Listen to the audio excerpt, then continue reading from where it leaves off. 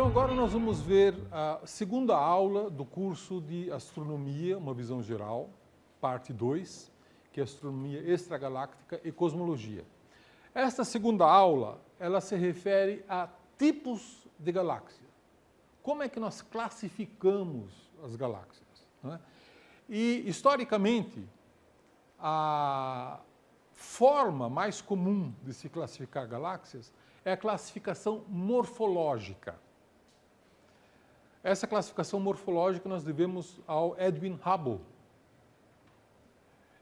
que fez essa proposta de classificação morfológica na década de 1920.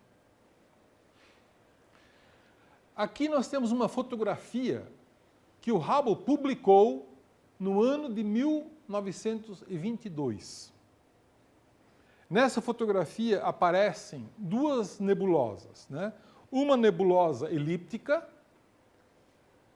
e uma nebulosa espiral. Elas estão de fato próximas no céu. São duas nebulosas. Em 1922, o Hubble não sabia que essas duas nebulosas eram galáxias. Em 1922 não era sabido que eram galáxias. Em 1922 nós não sabíamos que Andrômeda era uma galáxia. Houve na época um famoso debate entre o Curtis e o Shapley, né, onde um defendia que essas nebulosas eram objetos da Via Láctea, assim como a nebulosa de Órion, e o outro defendia que eram objetos como a Via Láctea, a grandes distâncias. Eram outras vias lácteas, né? Outras galáxias, né? Essa ideia não era exatamente nova. O filósofo Immanuel Kant propôs essa ideia no século XVIII. Tá? Mas foi uma proposta um tanto quanto especulativa, com grande intuição, é evidente, né, de dizer que as nebulosas eram ilhas no universo, eram grandes regiões de muitas estrelas, assim por diante. Porque não havia metodologia científica na época para provar isso. Portanto, ainda em 1922, o Hubble, que fez essa fotografia e publicou essa fotografia em 1922, ele chamava essa nebulosa de M60 ou NGC 4649 e esta nebulosa aqui de NGC 4647. Vocês podem se perguntar, o que é esse negócio de M60 e NGC? De onde que vieram de onde que veio essa nomenclatura? Essa nomenclatura, M, vem do catálogo de Messier. Tá? O catálogo de Messier que foi construída pelo Charles Messier, que catalogou 110 objetos extensos no céu. E chamou colocou esses objetos aqui no catálogo dele, né? Objeto número 1, objeto número 2, objeto número 3, até objeto número 110. E esses objetos, então, agora são chamados de objeto M60, M107, M87 e assim por diante. Porque são do catálogo do Charles Messier, que ele compilou entre os anos de 1764 e 1781. Então, esse foi o primeiro catálogo de galáxias, vamos dizer assim. Mas não só galáxias. Ele não sabia o que disso era galáxia, o que disso era nebulosa e o que disso era aglomerado de estrelas. Então, muitos dos aglomerados globulares, como, por exemplo, M3 e M15, também estão no catálogo do Messier. E M1, primeiro objeto do catálogo do Messier, é a nebulosa do Caranguejo, que é o resto de uma supernova que explodiu no ano de 1054. Né? Já o catálogo NGC, que é pela qual a maioria das galáxias no nosso universo local é denominada, e nós vamos ver muitas galáxias NGC ao longo desse curso, vocês vão cansar de ouvir, de falar de galáxias NGC, ela vem de New General Catalog, que foi uma compilação de quase 8.000 objetos, feitos na década de 1880, quando Dom Pedro II ainda governava o Brasil, né? Ele governou o Brasil até 1889, né? Foi nos últimos 10 anos do Dom Pedro II que o John Dreyer fez esse catálogo New General Catalog. E para fazer esse catálogo, ele usou as observações do William Herschel, aquele músico alemão que construiu um grande telescópio, vários telescópios, na verdade, na Inglaterra, né? E do filho dele, John Herschel, né? Que serviram, então, de subsídio para que o Dreyer fizesse esse grande catálogo de objetos, New General Catalog, que tinha quase 8.000 objetos, né?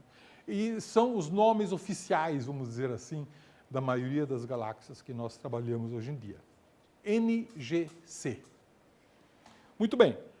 Então, as galáxias NGC 4649 e NGC 4647, que foram essas duas galáxias fotografadas pelo Hubble, numa fotografia moderna, elas aparecem dessa maneira aqui.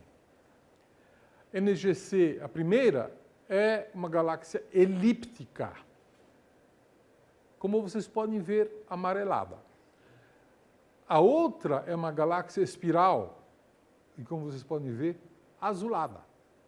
Isso é uma fotografia feita recentemente com técnicas muito modernas da astronomia. E a grande maioria das galáxias se assemelha ou a esta elíptica ou a essa espiral. E por isso são chamadas de galáxias elípticas e galáxias espirais. Essas são as duas grandes categorias. Existe um número, não necessariamente muito pequeno, porque em geral são galáxias de muito baixa luminosidade e difícil de ver, de galáxias que não são nem elípticas, nem espirais. São as galáxias irregulares. Galáxias irregulares não têm estrutura elíptica, mas também não têm braços espirais. São estruturas irregulares, amorfas, né?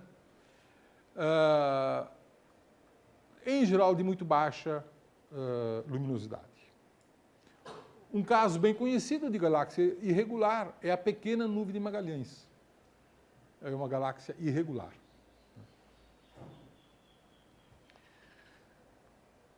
As galáxias espirais, elas são divididas em duas grandes categorias. As espirais barradas e as espirais que não têm barra. Nas espirais barradas, você tem uma barra passando pelo núcleo e das pontas dessa barra saem braços espirais. E as que não têm barra, você tem aqui um núcleo, um pequeno bojo em volta, e desta região é que saem os braços espirais. Nessas galáxias espirais, os braços espirais, em geral, são azuis, ao passo que a região central, a região do bojo, em geral, é amarelo. Vocês sabem que as estrelas jovens, elas têm uma população tipicamente azul, porque tem muitas estrelas de grande massa, que são quentes, temperatura alta, que emite muita luz azul. E mesmo que tenham algumas estrelas vermelhas, elas brilham muito menos, de modo que a população parece azul. Mas essas estrelas de grande massa, elas evoluem muito rápido, elas brilham muito e por isso consomem sua energia rapidamente e morrem. Então só as estrelas de baixa massa, de baixa luminosidade e de baixa temperatura, e que são amarelas e vermelhas, é que sobrevivem. Então, quando você olha uma galáxia e você vê uma luminosidade azul, você sabe que nessa região as estrelas estão se formando atualmente. E quando você vê uma região amarela, você vê uma região onde as estrelas não estão se formando atualmente.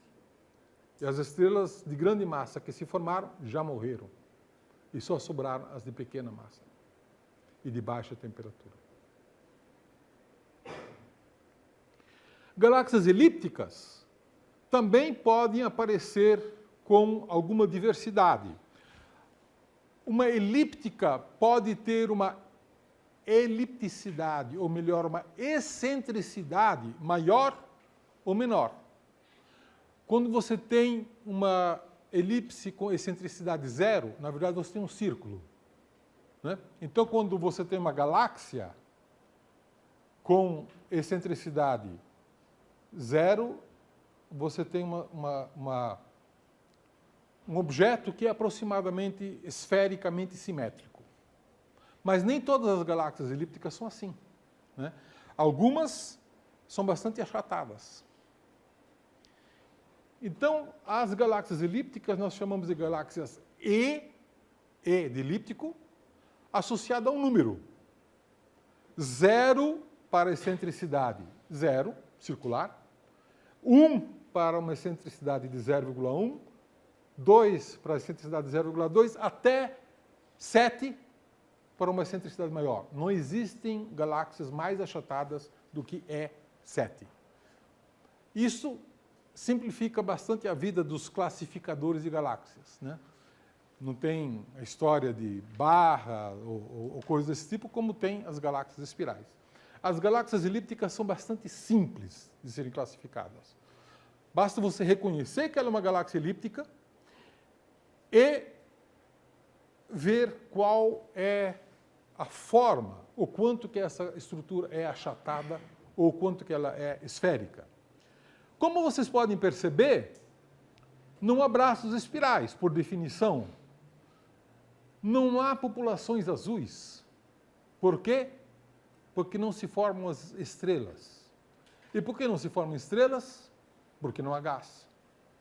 Galáxias elípticas, do modo geral, não têm gás. Seria mais correto dizer que tem pouco gás. Tem gás, mas é pouco. Muito menos do que uma galáxia espiral.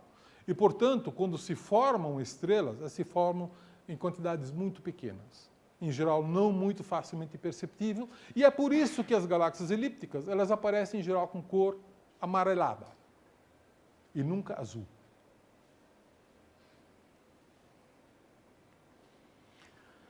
Muito bem.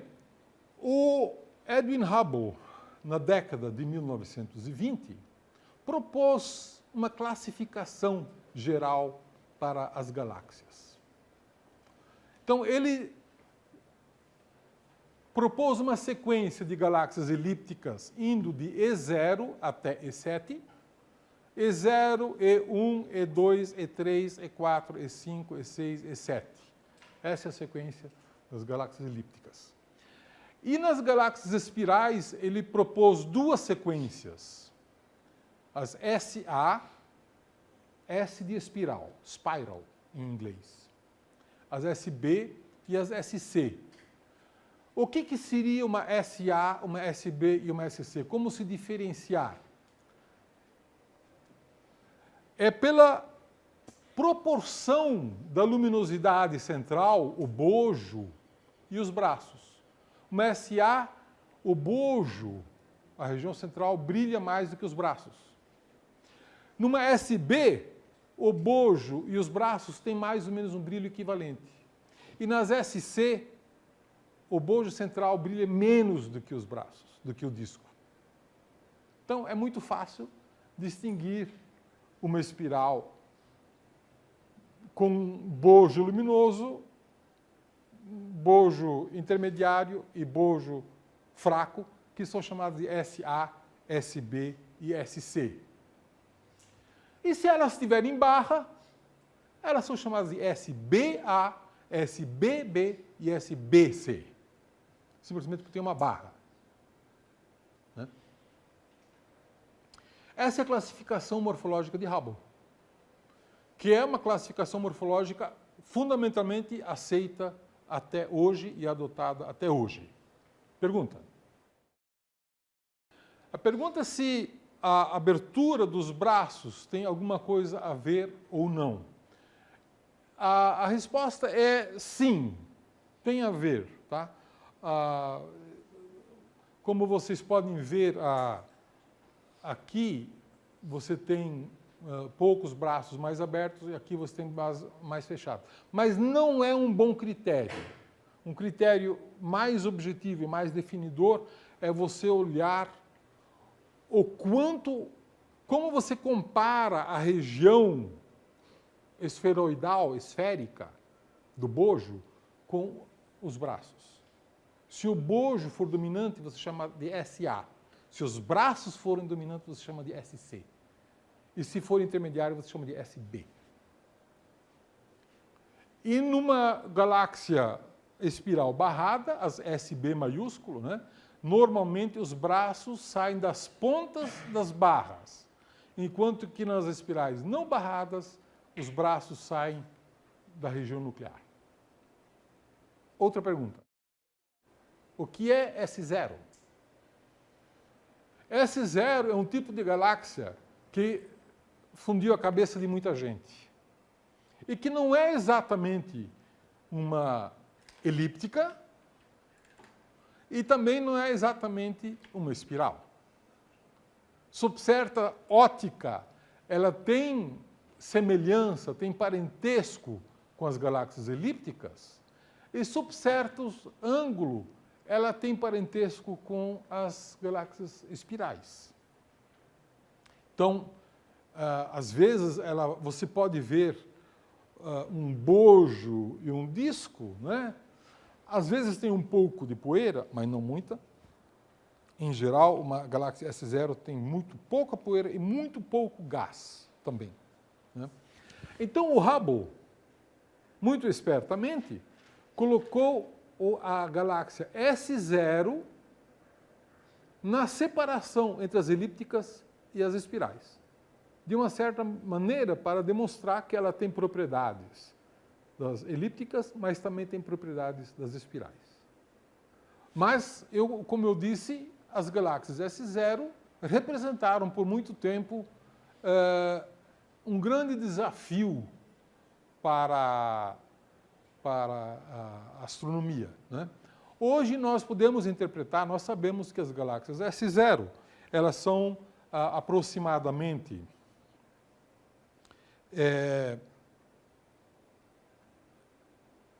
população de galáxias elípticas, mas morfologia de uma galáxia espiral que perdeu gás.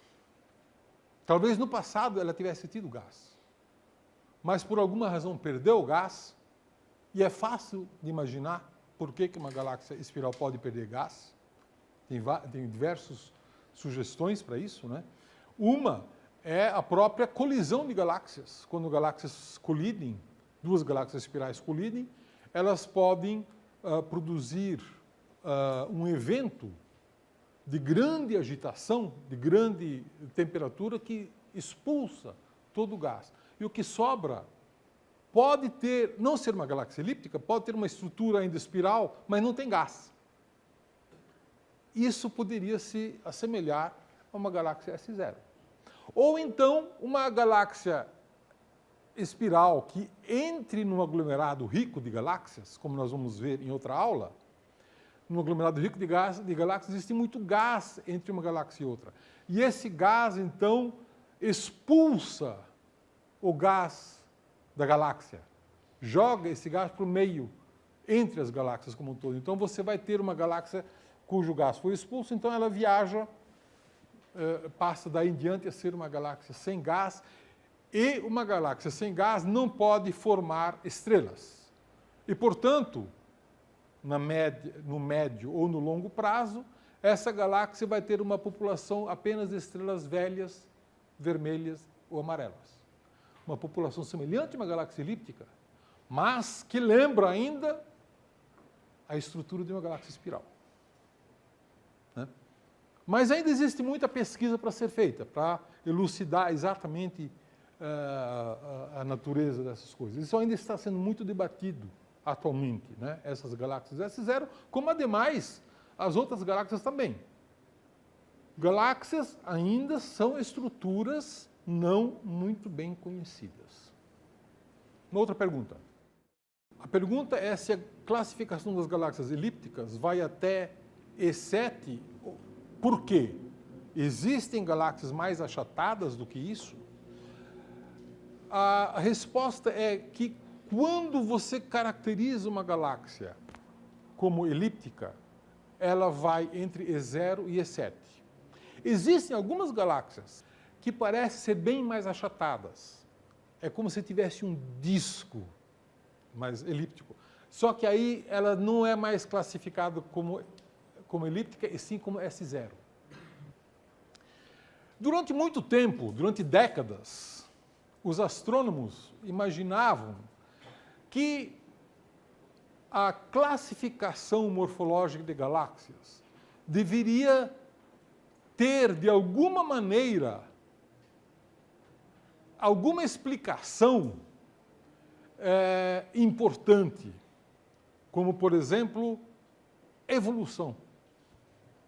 Para quem já estudou o diagrama de Hertzsprung-Russell, diagrama HR, né, que foi um diagrama descoberto de estrelas, se lembra que esse diagrama HR foi fundamental para se entender a natureza das estrelas, como é que as estrelas nascem, qual é a estrutura delas e como é que elas evoluem. É o diagrama HR que contém a chave para a gente entender a vida das estrelas. A classificação morfológica de Hubble sugeriu a muitos que esse diagrama, que alguns chamam de diagrama de forquilha, né? É como se fosse um garfo com dois dentes, né? Contivesse a explicação da origem e da evolução das galáxias, né? E muitas tentativas foram feitas para explicar a evolução indo da esquerda para a direita, ou da direita para a esquerda, ou de cima para baixo, ou de baixo para cima. Mas nenhuma explicação tão simplista foi bem sucedida. Hoje nós temos uma compreensão de como é que as galáxias surgem, de como é que elas evoluem e, em função do estado de evolução delas, como é que elas se enquadram na classificação de Hubble. Fundamentalmente, nós vamos ver isto ao longo do curso, nós vamos ter aulas específicas sobre isso, mas eu já posso adiantar que as galáxias surgem, de um modo geral, cerca de 1 bilhão de anos depois do nascimento do universo, de pequenas sementes. E essas sementes vão se juntando a outras, fazendo as estruturas crescerem. E, às vezes, colisões de duas estruturas crescidas podem colidir, e nessas colisões de duas estruturas grandes, pode expulsar todo o gás e formar uma elíptica. Né? Isso explicaria, por exemplo, por que as elípticas ocorrem em densidades grandes de galáxias, em aglomerados de galáxias, regiões que têm muita vizinhança. Isso favorece as colisões. Galáxias que se encontram em regiões remotas, com pouca vizinhança, tendem a ser espirais. Elas não colidem com muita frequência. E quando colidem, elas, como a nossa Via Láctea, colidem apenas com galáxias pequenas, que trazem hidrogênio para dentro, mas não têm força suficiente para jogar hidrogênio para fora. Então é uma maneira que as galáxias espirais crescem, ao passo que as elípticas se formam, digamos, da colisão de Andrômeda com a Via Láctea, que deve ocorrer daqui a 3 bilhões de anos. Disto poderá surgir uma galáxia elíptica, dessa colisão. Mas isso é assunto para próximas aulas. Vamos falar muito sobre a origem e a evolução das galáxias.